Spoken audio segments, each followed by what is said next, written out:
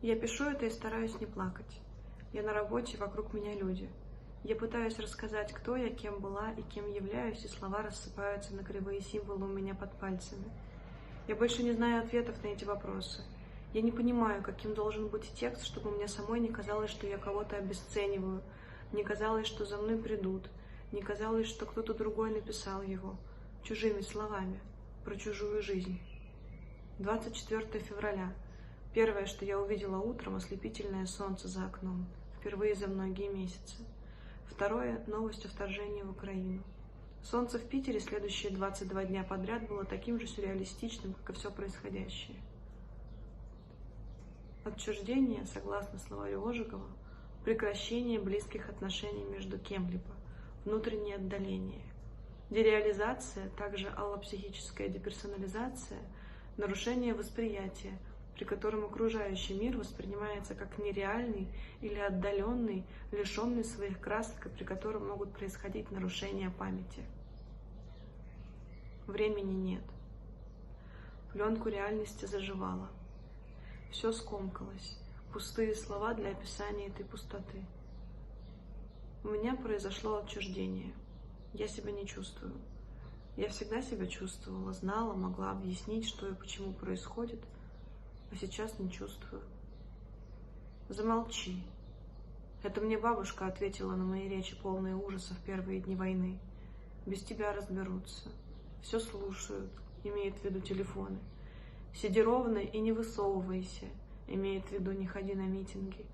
И еще что-то очень плохое, радикальное, про так им и надо, это из памяти стерлось. Мать разговора сливается, но точку зрения бабушки поддерживает. На моей стороне только дед. Он, несмотря на то, что его единственный способ получать новости зомбоящик, не верит ни единому их слову. Я не хочу, чтобы бабушка и мама говорили мне такие вещи. У меня нет сил с ними спорить. Я прошу их сменить тему, потому что меня вырывает с корнем из их семейного древа каждый отпущенный комментарий.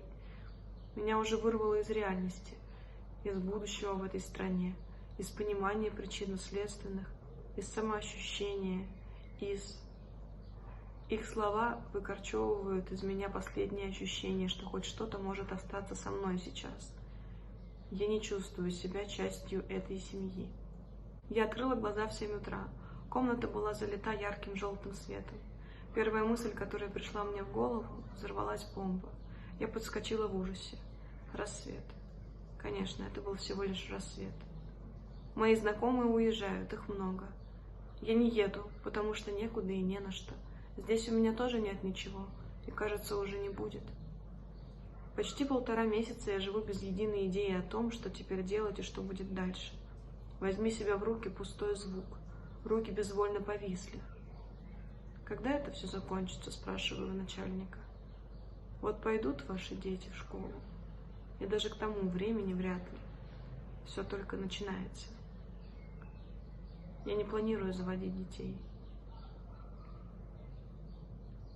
Каждый день я растворяюсь в сотнях страниц историй, фотографий, страха, боли, насилия. До меня так до конца и не дошло, что это действительно наша новая реальность.